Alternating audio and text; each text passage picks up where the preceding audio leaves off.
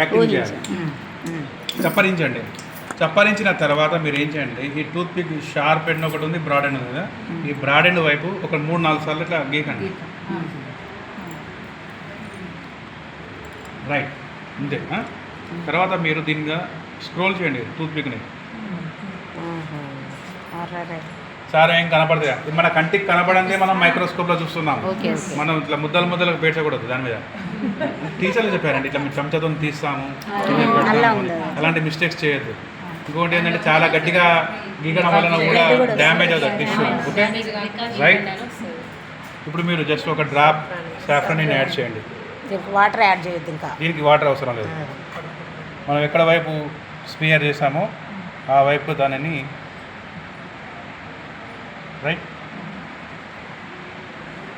ఇప్పుడు దీనిని air dry చేయాలి, మౌత్ డ్రై కాదు, వదొద్దు, ఎయిర్ డ్రై. ఇలా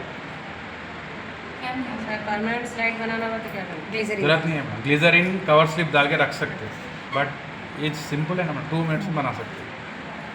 పర్మనెంట్ స్లైడ్ ఇవి కూడా ఎప్పటికప్పుడు చేస్తే ఫ్రెష్గా ఉంటుంది, నీట్గా వస్తాయి. పర్మనెంట్ స్లైడ్స్ మీరు అవి చేయండి, మన సెక్షన్ కటింగ్స్ ఉంటాయి కదా, మోనో కటింగ్, అవి చేస్తే అవి ఎక్కువ కాలం ఉంటాయి, ఇవి కష్టం. పర్మనెంట్ స్లైడ్లో మీరు ఫస్ట్ తీసిన తర్వాత 1 డ్రాప్ గ్లిజరిన్ చేయండి, వేసి అందులో కొద్దిగా సాఫ్రాన్ అని కలపండి. దాని మీద కవర్స్ జాగ్రత్తగా వేయాలి, ఎయిర్ బబుల్స్ రాకూడదు.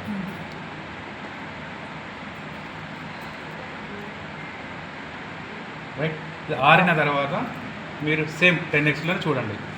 మీరు ఏం చేయాలంటే సింగిల్ సెల్ని ఐడెంటిఫై చేసి దాన్ని ఫోకస్ చేయండి. ఓకే, చాలా నీట్గా కనబడుతుంది.